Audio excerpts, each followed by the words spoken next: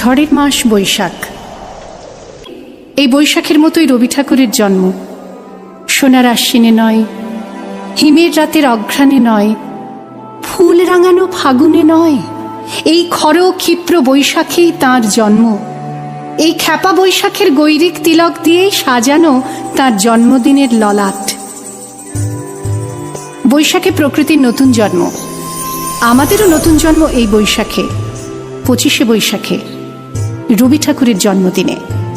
দেখতে হয় না ক্যালেন্ডার, জিজ্ঞেস করতে হয় না তারিখটা কবে। আগে থেকেই বুকের মধ্যে সাড়া ওঠে, 25শে বৈশাখ আসছে, রবি ঠাকুরের জন্মদিন। বছরে একটা দিনের জন্য তারা নতুন হয়ে যায়। চারপাশে নীলে লালে সবুজে হলুদে রঙিন ফুলের আলপনা, মাঝখানে খয়েরি রঙের সুতোয় রোজ দুপুরের না ঘুমানো চোখে কাজের ক্লান্ত অবসরে বোনা হয়ে চলেছে সেই 4টে লাইন। উদয়ের পথে শুনি কার বাণী, ভয় নাই ওরে ভয় নাই, নিঃশেষে প্রাণ যে করিবে দান, ক্ষয় নাই তার ক্ষয় নাই। শুধু কি সূচি কাজে? না, বিদেশকে চোখের সামনে দৃষ্টান্ত করে রাখার আন্তর্জাতিকতা রবি ঠাকুরের।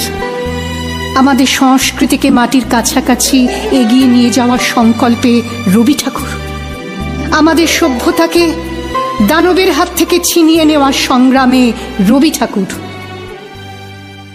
আকাশে, মাটিতে, মনে এত যে বৃষ্টি পড়ে, তার ছন্দ রবি ঠাকুরের।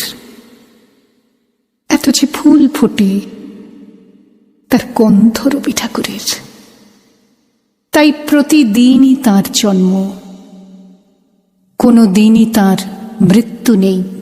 কালের কালা পাহাড় এসে কোনো দিন যদি ভারতবর্ষ থেকে সমস্ত ঠাকুরের পুজোর প্রদীপ নিভিয়ে দিয়ে যায়, তবু একটি ঠাকুরের বেদী চিরকাল থাকবে মাটির সঙ্গে গাঁথা। কোন ঠাকুর? রবি ঠাকুর। রবি ঠাকুর।